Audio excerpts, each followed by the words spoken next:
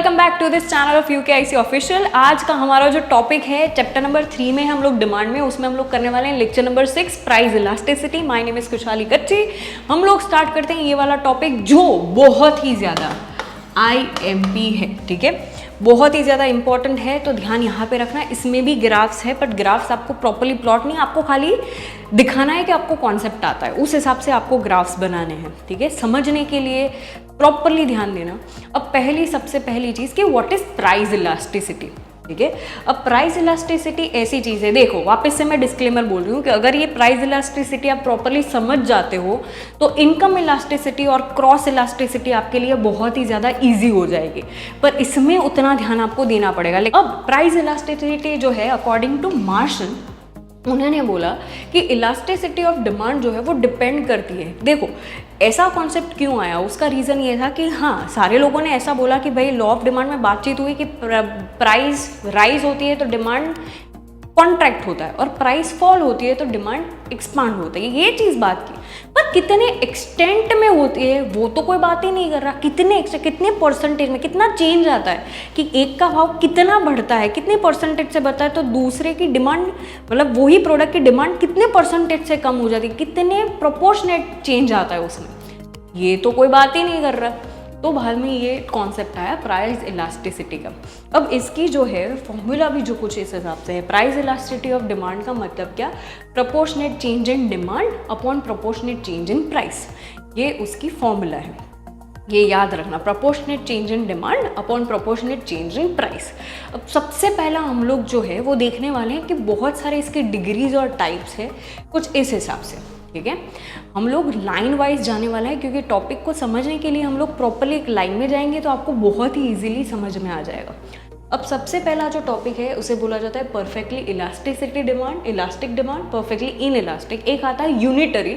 और ये सारे के सारे नाम याद रखने इंपॉर्टेंट है।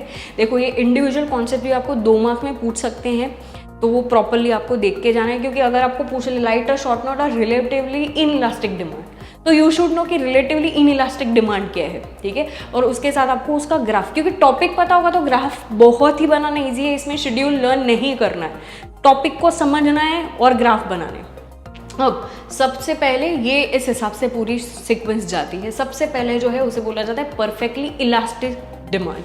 अब ये जो है वो कुछ इस हिसाब से जाता है, इनका जो सिंबल है परफेक्टली इलास्टिक डिमांड का जो सिंबल है वो होता है इन्फिनिटी, ये याद रखना, वो क्या है, इन्फिनिटी।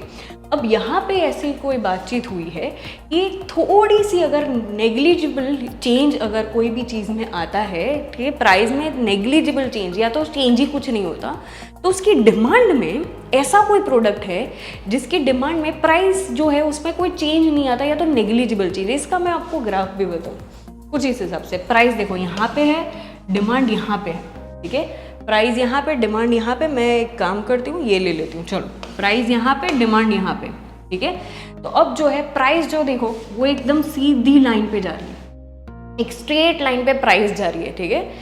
पर थोड़ा सा भी अगर थोड़ा माइन्यूट चेंज हो या नेग्लिजिबल चेंज हो तो डिमांड यहाँ से लेके यहाँ तक, यहाँ तक, यहाँ तक, ठीक है, इन्फिनिटी तक उस पर चेंज आ जाता है।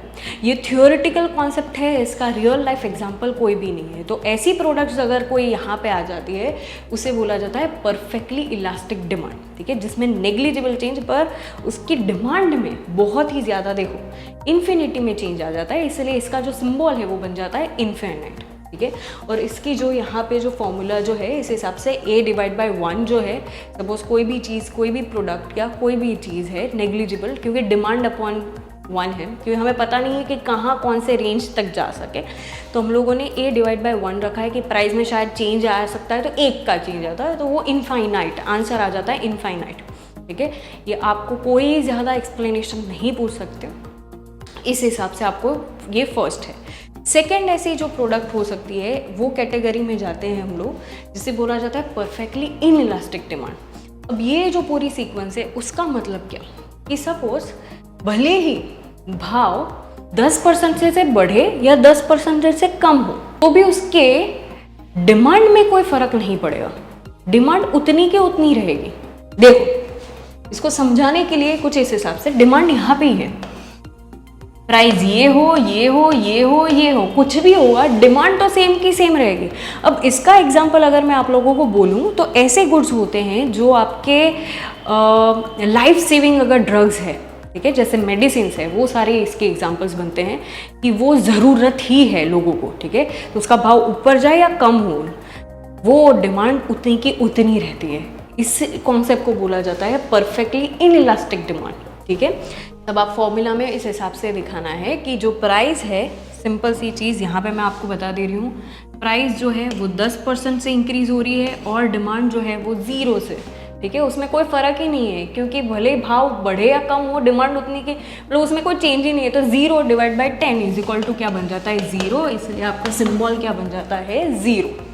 ये सारी नोट्स अगर आप लोगों को चाहिए तो आप UKIConline.com पे जा सकते हो। iOS एप्लीकेशन भी है और एंड्रॉयड एप्लीकेशन भी है, तो वहाँ पे जाके बाद में यहाँ पे आप अपने आप को रजिस्टर करवा सकते हो। It's free of cost. और जब आप रीड करने बैठ रहे हो या रिविज़न करने वाले, एक बार आप देखना चाहते हो पूरा का पूरा वापस से, तो आप यहाँ पे जाके सबको सारी चीज़ें अवेलेबल है। हम लोग आगे जाते हैं टॉपिक में समझने के लिए। यूनिटरी इलास्टिक डिमांड, ऐसे प्रोडक्ट्स, ये भी वापस से थियोरेटिकल कॉन्सेप्ट है कि ऐसे प्रोडक्ट्स होते हैं जिसका भाव सपोज जो है 5% से डिक्रीज होगा तो 5% से इंक्रीज होगा, 5% से प्राइस जो है वो कम होगी तो डिमांड 5% से ही ज़्यादा होगा। ऐसे कोई गुड्स होते नहीं है रियलिटी में कि एग्जैक्ट 5% से हो, ठीक है। वो जो कॉन्सेप्ट है उसे बोला जाता है यूनिटरी इलास्टिक डिमांड, क्योंकि आंसर आता है 1, ठीक है, और इसका सिंबल भी देखोगे आप 1, ठीक है। इसे बोला जाता है यूनिटरी इलास्टिक डिमांड।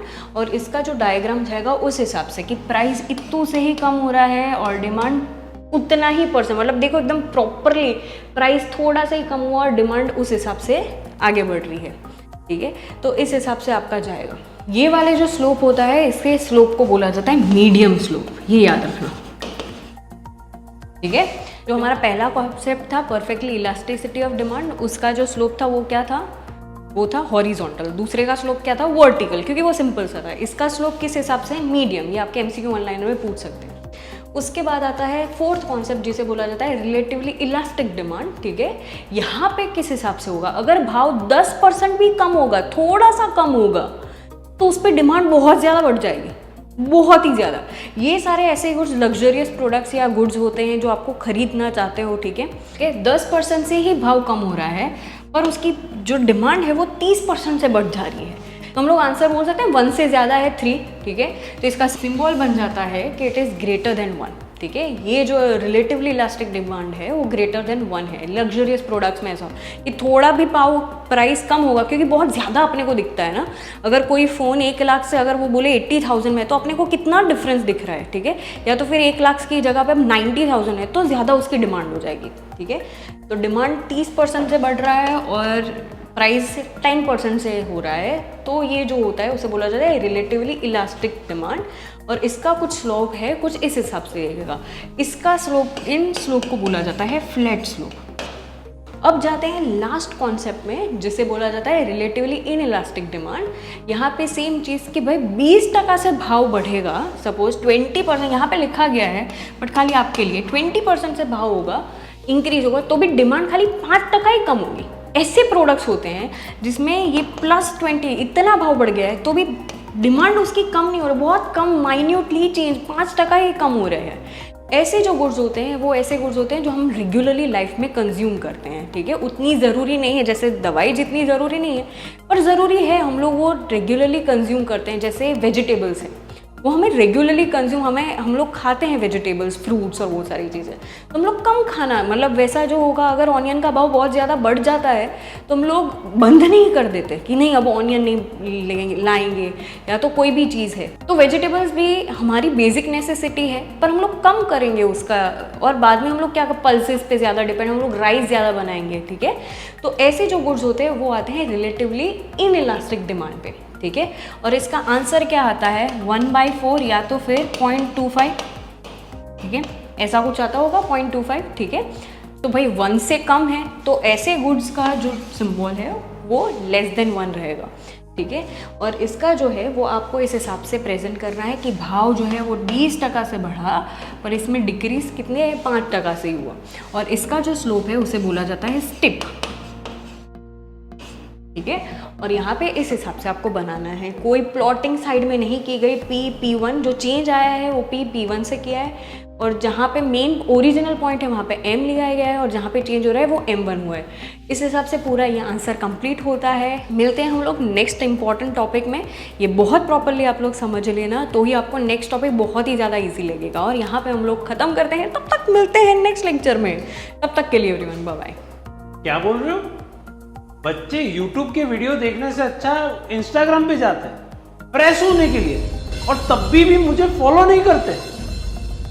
ये सच है। जल्दी से जाओ Instagram पे। फ्रेश ही होना हो तो कंटेंट को, एजुकेशन और एंटरटेनमेंट दोनों को साथ में देखो, और फॉलो करो मुझे Instagram के ऊपर।